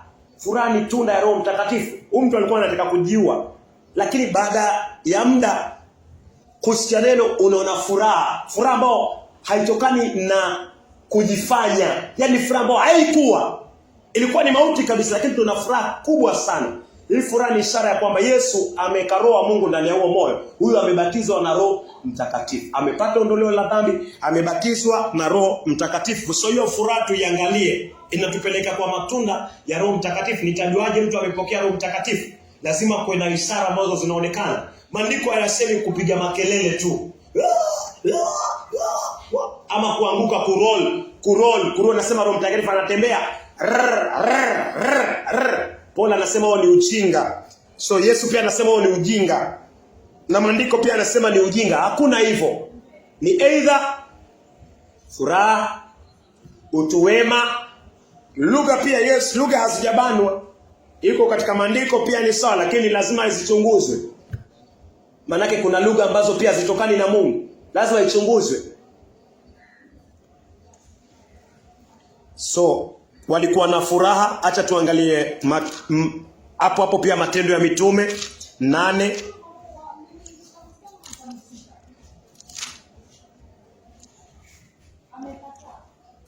naweza anza 27. Matendo ya Mitume 8:27. Kuna toashi pia. Matendo ya Mitume 8:27. Hivyo akaondoka na kwenda, akiwa njiani akakutana na toashi wa Kushi, aliyekuwa afisa mkuu mwenye mamlaka juu ya hazina zote za Kaldaki, Malkia wa Kushi.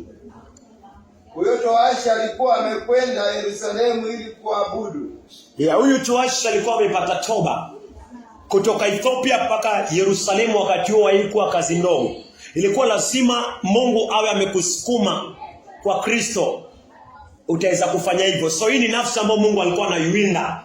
So huyu toashi alikuwa anatoka Afrika anaenda Israeli. Wakati huo ilikuwa kazi. Sasa hiyo inaweza ingia ndege ikawa tu haraka sana. Lakini wakati huo ilikuwa safari ya imani.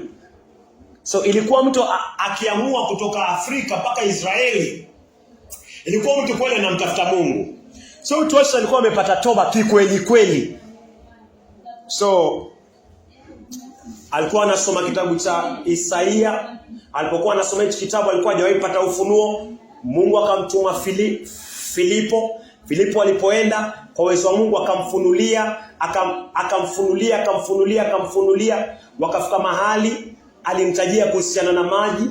Wakafika mahali huyu Mkushi akaona maji, akakumbuka kwa wale mafundisho amefundishwa kwamba lazima abatizwe pia. Akaona maji, akamwambia Filipo, si maji ni yale, je, naweza kubatizwa? Filipo akamwambia, kama umeamini. Toba shapata. Sasa bado aondolewe dhambi na apokee Roho Mtakatifu. Akawa ana shaka kwamba yale ambao alikuwa anayasoma hayaelewi. Roho wa Mungu kupitia Filipo alimpatia ufunuo, akamuelewa Yesu kama ule mwanakondoo ambaye anaenda kuchinjwa akiwa amenyamaza. Akawa amemuelewa Yesu ndiye Kristo, na ikawa imefunuliwa hivyo kwake, na ikawa ndio wokovu wake. Tunaweza soma mstari wa 27, 37 samani. Sawa, 36 ni sawa. Matendo ya Mitume 8:36. Walipokuwa wakiendelea na safari, wakafika mahali palipokuwa na maji. Yule toashi akamwambia Filipo, tazama, hapa kuna maji. Kitu gani kitanizuia nisibatizwe? Sema hapa kuna maji. Nini kitanizuia? Sasa hapa kuna maji kwa sababu ashapewa ufunuo kwamba huyu ambaye alikuwa anaenda kuchinjwa mwanakondoo ni Yesu Kristo. Sasa shamwamini kwamba ile andiko lilikuwa silelewi. Leo nimefunuliwa, nimemuelewa kondoo ni Yesu Kristo.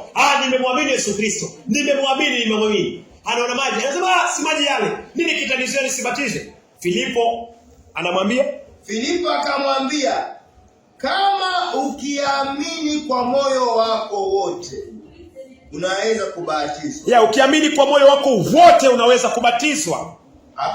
Akajibu, naamini ya kuwa Yesu Kristo ni mwana wa Mungu. Naamini ya kuwa Yesu Kristo ni mwana wa Mungu. Hiyo ilikuwa imetosha. Hiyo ilikuwa imetosha kufunuliwa. Tumetosha kuokolewa. Dhambi zake zikaondolewa, alafu akapokea Roho Mtakatifu, alafu akapelekwa kwa maji. Yesu ndo anabatiza kwanza. Mtu akimwamini Yesu anatoa dhambi, anaika Roho Mtakatifu. So ukiona mtu akiamini tu, hiyo ni kazi ya Yesu. Dhambi inaondolewa, Yesu anaika Roho Mtakatifu. Baada ya Roho Mtakatifu anaongozwa kwa maji. Uweza soma 38. Naye akaamuru lile gari lisimamishwe, wakateremka kwenye maji wote wawili, yule mtoashi na Filipo. Naye akambatiza.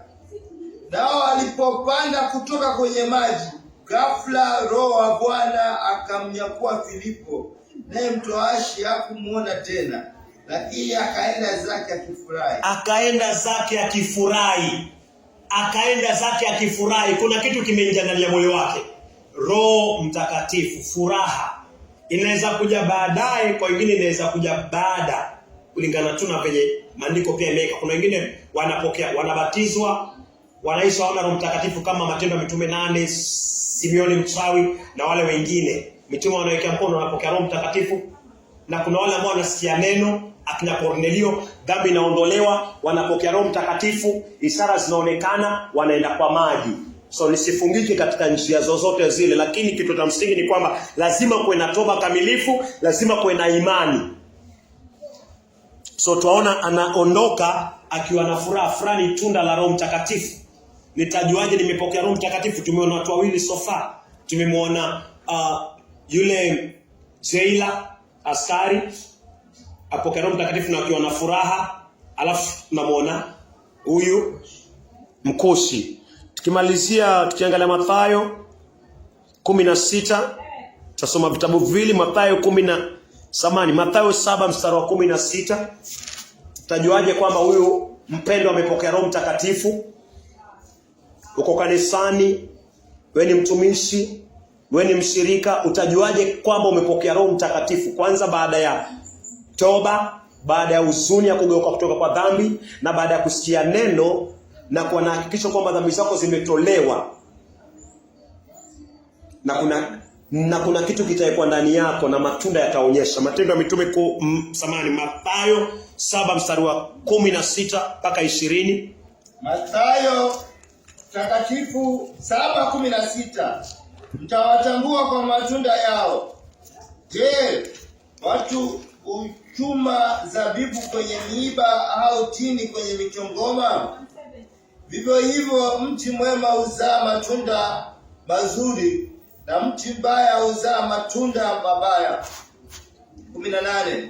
Mti mwema hawezi kuzaa matunda mabaya, wala mti mbaya hawezi kuzaa matunda mazuri. Kila mti usiozaa matunda mazuri ukatwa na kutupwa motoni. Hivyo kwa matunda yao mtawatambua. Ya Yesu anasema hivyo kwa matunda yao mtawatambua. Tamba amesema nimepokea Roho Mtakatifu. Yesu anasema angalia matunda yake. Matunda yake ni nini? Bado anaongelea kwa usherati. Nilikuwa kwa semina nikapokea Roho Mtakatifu lini? Wiki 2 iliyopita. Umekuwa ukiishiaje sasa? Nilianguka kwa usherati hapa kidogo. Bado masturbation inanisumbua, bado naangalia pornografia. Mtu hajapokea Roho Mtakatifu, bado yuko katika toba. So ukipokea Roho Mtakatifu, Yesu anasema utajulikana kwa matunda. Na matunda ya Roho Mtakatifu yataonekana. Yesu anasema mti mzuri hauwezi kutoa matunda mabaya. Roho Mtakatifu ni roho ya Mungu, ni nzuri, ni takatifu. Ikiwa ndani yako utatoa matunda matakatifu. Furaha itaonekana, amani itaonekana, maisha masafi yataonekana, upendo utaonekana. So Yesu anasema nitajuaje mimi? Utajuaje wewe? Utajuaje wale wengine? Utajuaje wale unaowahubiria? Yule ambaye anasema ni kama nimeokoka, utajuaje ameokoka? Matunda. So tukiangalia Wagalatia 5 mstari wa 22. Haya ndio mojawapo ya matunda tunapaswa tuangalie. Haya ndio mojawapo ya matunda, licha ya kuwa kuna mengine kama utakatifu, utiifu kwa neno la Bwana, ufunuo kwa neno la Bwana, kuielewa sauti ya Bwana, kuelewa Injili, kuishi maisha ya haki, kutii amri za Mungu. Ukikosolewa unashuka, unageuka kutoka kwa ile njia mbaya. Haya ni baadhi ya matunda. So pia baadhi ya matunda ambayo ni msingi yako katika Wagalatia. Yesu anasema utawajua kwa matunda. Utawajua kwa matunda. Roho Mtakatifu ana matunda, Yesu ana matunda. Wagalatia 5:22. Naam. Lakini tunda la Roho ni upendo. Lakini tunda la Roho ni upendo. Yesu anasemaje kwa Mathayo 7:19? Utawajua kwa matunda yao. 20. Yesu utawajua kwa matunda yao. Utawajua kwa matunda yao. Tunajuaje mtu amepata Roho Mtakatifu? Yesu anasema utajua kwa matunda yake. Kwa nini? Wagalatia 5 mstari 22. Lakini tunda la Roho ni upendo. Tunda la Roho ni upendo. Utakuwa na upendo. Furaha. Utakuwa na furaha kama toashi. Amani. Uvumilivu. Utuwema. Fadhili. Uaminifu. Upole. Kiasi katika mambo. Okay, kiasi. Katika mambo kama haya hakuna sheria. Katika mambo kama haya hakuna sheria. Hayo ndio matunda ya Roho Mtakatifu. Mtu atakuwa hivyo. Kiasi haimaanishi hapa, na usielewe vibaya, haimaanishi eti nasoma neno kidogo, nasikia mahubiri kidogo. Kiasi ni neno ambalo linatumika kama self control. Self control ni umeona mwanamke, zamani ukiona mwanamke tu unataka tu ulale naye. Unataka umkumbatie tu kidogo, umshike, usikie raha ndani ya moyo. Lakini unapopokea Roho Mtakatifu, ama mwanaume pia, unataka tu akushike, unapopokea Roho Mtakatifu unakuwa na self control. Unaweza kudhibiti mwili wako kupitia Roho Mtakatifu. So hiyo ndio self control inaongelewa hapo. Lakini kwa neno, soma neno sana, hubiri sana kwa uwezo wa Roho Mtakatifu, omba sana, hakuna kiasi katika kuomba. Omba sana kwa uwezo wa Roho Mtakatifu, fundisha sana, hubiri sana. Acha tuamini na tuombe, na naamini kwa uwezo wa Mungu sehemu ya ubatizo wa Roho Mtakatifu. Ujumbe huu umekuwa wazi, licha kuwa naamini Mungu atazidi kuweka wazi zaidi. Tuamini na tuombe. Mnaweza kuomba sana. Baba, kwa jina la mwanao Yesu Kristo, Mungu wa Abrahamu, Isaka na Yakobo, Mungu wa baba zetu wa imani, tunakushukuru kwa ajili ya ufunuo wako wa ubatizo wa Roho Mtakatifu. Bwana, tujalie mahali popote tumepungukiwa katika njia zako na amri zako, Bwana. Tuongoze Bwana katika njia yako iliyonyofu. Tuongoze Bwana katika wokovu wako Bwana. Na wale ambao walio mbali Bwana, pia Bwana, wasikie hii Bwana, na iwe cheke kwao Bwana. Wale waliopokea Roho Mtakatifu wazidi kujawa na Roho zaidi. Na wale ambao Bwana, ambao hawajapokea Roho Mtakatifu, fundisho hili Bwana wafanye wabatizo kwa Roho wako Mtakatifu. Ndio Bwana. Bwana, hata walio katika toba Bwana, wajue kwamba ni kwa siku chache, ambao maandiko yanasema kwa siku chache tu walibatizwa na Roho Mtakatifu. Ndio Bwana. Na Bwana, maandiko yako yanasema kwamba siku ya wokovu ni leo, na muda wa wokovu wa kutokoa ni sasa Bwana. Nataka uokoe kila nafsi ambayo ziko tayari, ulizichagua kabla misingi ya ulimwengu. Ndio Bwana. Katika jina la Yesu Kristo Bwana, yale ambayo tujaomba Yesu upande wa kuume tuombee. Katika jina la Yesu Kristo tunaomba na kuamini. Amen. Sema neema, may the grace of our Lord Jesus Christ and the love of God and the fellowship of the Holy Spirit be with us now and forevermore. Amen. Baba yetu, Father what in heaven, hallowed be thy name, thy kingdom come, thy will be done on earth as it is in heaven. Give us this day our daily bread. Forgive us our sins as we forgive those who sin against us. Lead us not into temptations, but deliver us from the evil one. For thine is the kingdom, the power, and glory forever and ever. Amen.